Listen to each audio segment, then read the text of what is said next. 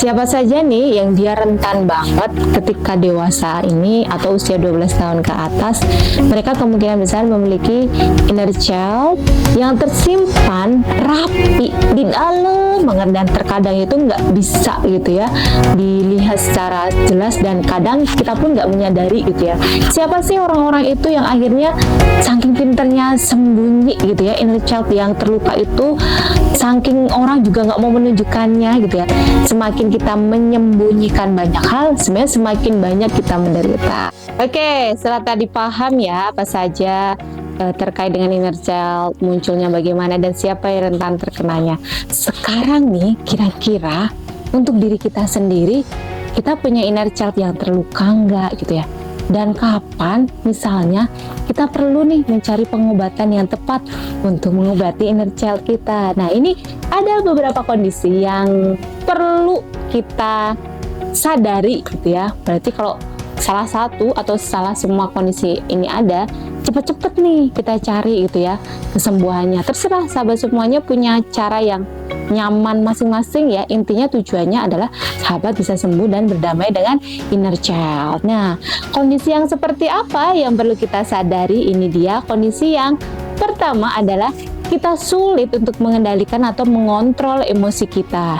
Jadi yang dikontrol ini emosi yang negatif ya, bukan emosi yang positif. Emosi positif juga bisa ya, terlalu bahagia banget gitu ya, atau terlalu bergembira, itu juga nggak terlalu baik ya. Nah, biasanya sulit mengontrol emosi ini yang negatif. Contohnya apa? Terlalu mudah marah, jadi susah mengendalikannya. Atau misalnya ada sesuatu sedikit gampang sedih gitu ya, terus gampang kecewa, gampang khawatir, cemas, ragu, bingung memutuskan, dan yang lain sebagainya. Ini juga termasuk salah satunya ketika kita memiliki mood swing yang tinggi. Mood swing itu apa? Mood swing itu adalah perubahan emosi yang secara drastis dan mendadak tanpa ada hal-hal yang kita sadari yang membuat itu berubah. Misalnya kalau kita mendengarkan cerita yang senang, kita ikut senang, itu wajar ya. Tapi kita lagi nggak ngapa-ngapain, tiba-tiba perasaan tadi tenang, enak aja, kok jadi sedih banget ya?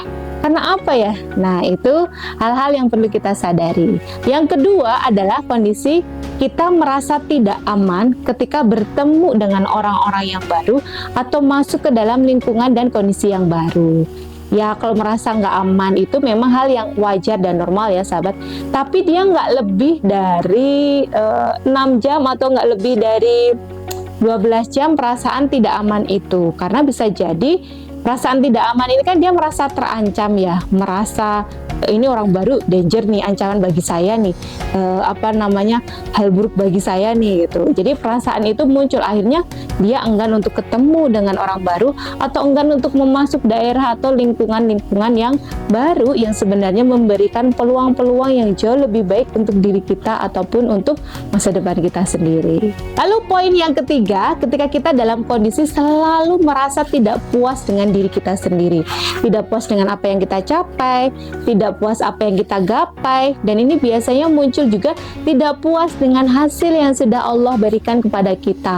Walaupun kita sudah merasa berpayah-payah, bercapek-capek gitu ya, kerja keras yang sangat luar biasa, tetapi hasilnya nggak sesuai yang kita harapkan, akhirnya kita nggak merasa puas dengan diri sendiri, kita menyakiti diri sendiri, kita menjudgment diri kita sendiri, dan kita mengkerdilkan diri kita sendiri. Ini hati-hati nih, biasanya banyak orang yang seperti ini gitu kan. Biasanya nggak puas itu gandengannya dengan rasa apa? Kecewa gitu ya. Dan gandengan lainnya lagi apa? Merasa menyalahkan dengan keputusan yang sudah diambil. Dan ini dia poin yang terakhir yang perlu kita sadari, kita perlu berobat atau kita perlu menyembuhkan inner child kita, yaitu merasa cemas dan depresi. Kalau untuk depresi ini lebih tepatnya kita merasa kayak udah nggak ada harapan, saya kayaknya nggak bisa deh gitu ya, ya udahlah biarin aja saya seperti ini gitu. Jadi kayak udah menyerah gitu ya, udah pesimis luar biasa gitu.